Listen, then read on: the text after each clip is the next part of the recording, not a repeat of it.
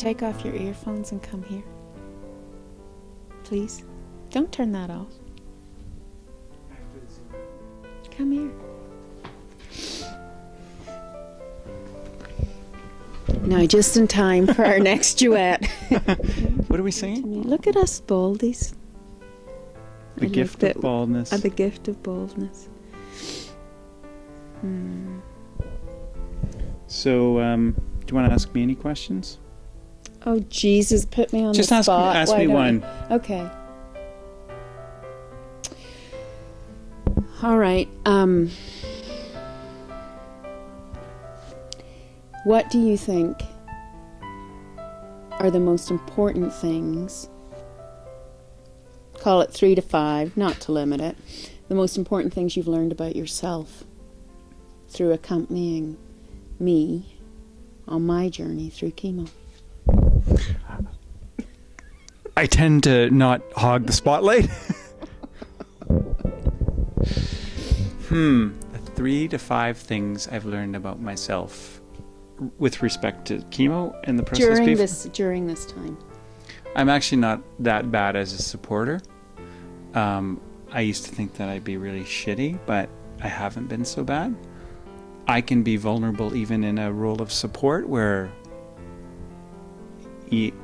one would assume that if someone is going through a really traumatic time or going through something like your hospital stay, your cancer diagnosis, your chemo treatment, that one would just have to be there as the rock and never to show any vulnerability. What I've tried to do is be myself, which is vulnerable and scared and anxious at the right times, but I've still been me, essentially me.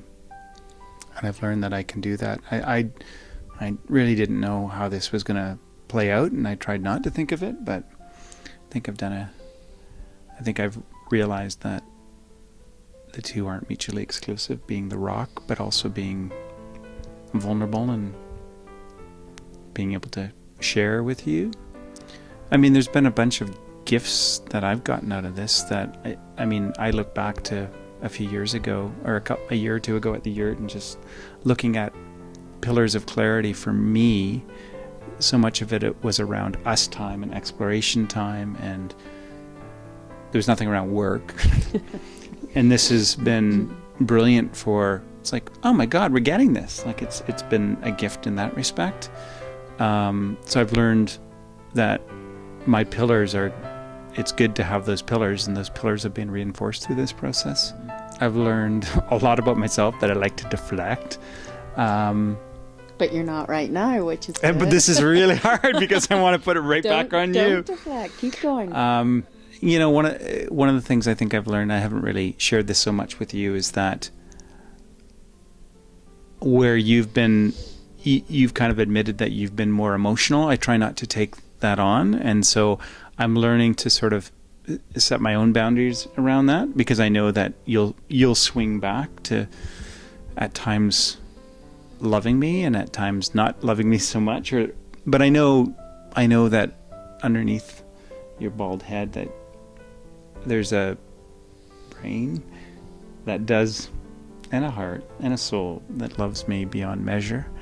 And I trust that. So I've learned to trust you even when you're not telling me that, and you're fearful and anxious and not trusting us so much.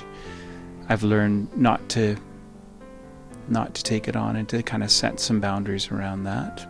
Can I ask you another question? Yeah.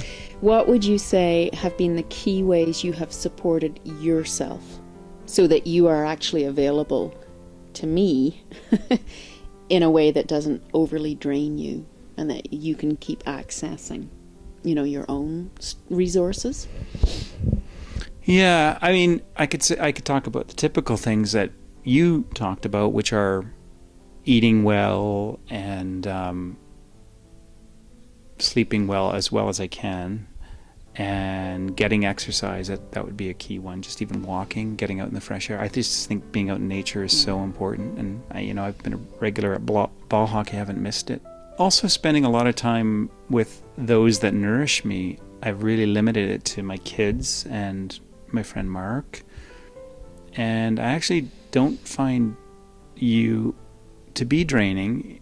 I mean, I think that you've always been the person that's nourished me most, and even when we're exploring and going through really challenging times, it's been absolutely, I mean, at times really tough, but usually brilliant and ultimately nourishing. And we've both vowed that we want to continue those explorations and not shy away from them, despite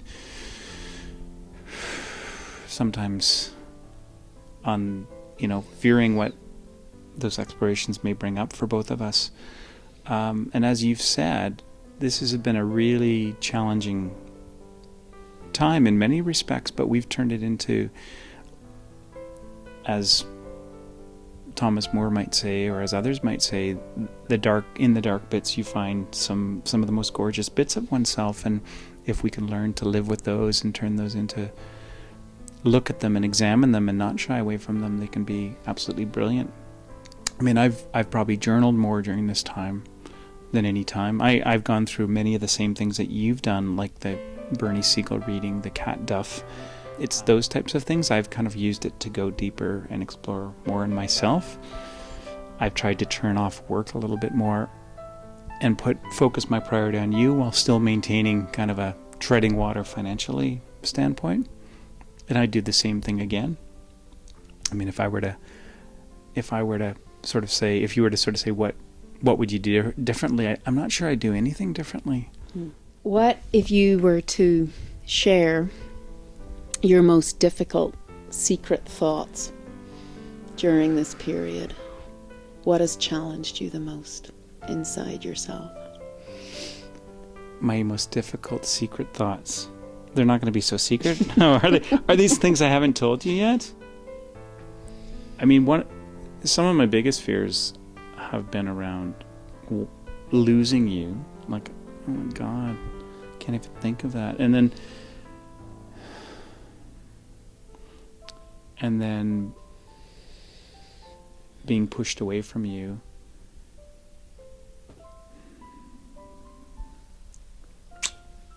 And then not necessarily knowing how you're doing when I'm away from you, and sort of, I mean, I really so want to take care of you. And I know you don't want me taking care of you so much all the time because you're fiercely independent.